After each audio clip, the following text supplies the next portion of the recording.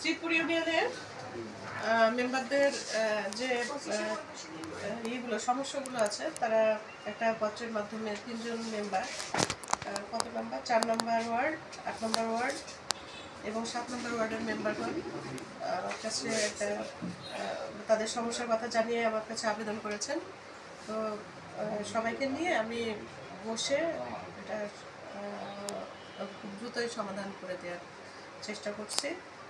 আর আমার বিনীত নিবেদন বা মানে অনুরোধ যে এই এলাকার পরিস্থিতি অশান্ত করা বা বিশৃঙ্খলা তৈরি করা বা কোনো ধরনের রক্তারক্তি হানাহানি বা কোনো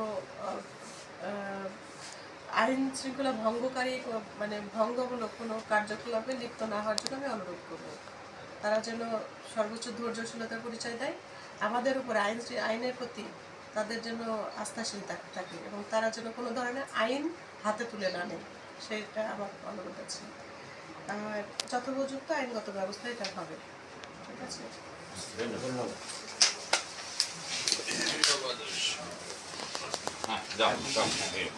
হ্যাঁ, আপনারা মানে শান্তিতে বসবাস করুন।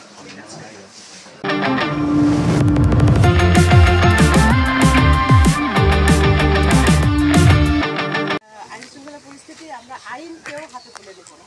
ঠিক আছে, মেম্বার সাহেবরা আমার কাছে অলরেডি তাদের অভিযোগপত্র দিয়েছেন, আমি এখানে দেখছি কামরুল ইসলাম সহ তার বিরুদ্ধে ব্যবস্থা নেওয়ার জন্য। তো আপনাদের অভিযোগপত্র পেয়েছে, আমরা যথাযথভাবে আইনগত ব্যবস্থা নিব।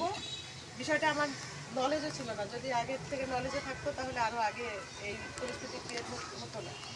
আমি আপনাদের অনুরোধ করব, আপনারা নিজেরা আইন শৃঙ্খলা হাতে তুলে না নিয়ে যে কোনো সমস্যা যদি আপনারা ফেস করেন তাহলে সেটা আমাকে জানান, মানে বা আইন শৃঙ্খলা মানে থানাকে জানান।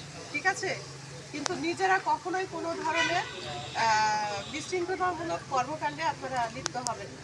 আইনগত ব্যবস্থা গ্রহণ করা হবে এবং কালকে আইন শৃঙ্খলা পরিস্থিতি যে অবনতি হয়েছে তার জন্য আপনারা যে ফৌজদারি যে বিষয়টা আছে সেটা থানায় অভিযোগ করেন। আমার পর বিষয় থেকে যেটা আইনগত আছে আমি সে সমর্থন একটা দিব আপনাদেরকে। তবে এখনের পর থেকে যেহেতু আপনারা ভালোবাসেন মেম্বারকে বলে এখানে আসছেন, তাই তো বিষয়টা আইন শৃঙ্খলা আর যাতে কোনো অবনতি না হয় এটা আপনাদের আমাদের কাছে বলে যেতে হবে। আইন শৃঙ্খলার অবনতি হয়, আপনারা এখন কিন্তু ড্রাইভিং সিটে চালকের আসনে, আপনারা যেহেতু আপনারা অবহেলিত, আপনারা বিচার চাইতে আসছেন। ঠিক আছে, আপনারা যেন আসামির কাঠগড়ায় না যান, আশা করি এরকম কোনো কার্যক্রম আপনারা করবেন না এবং আইনের প্রতি আস্থা রেখে ধৈর্য ধারণ করে যাদের কাছে আসছেন সেই পর্যন্ত অপেক্ষা করবেন, তাদের রায় হওয়া পর্যন্ত বিচার করবেন।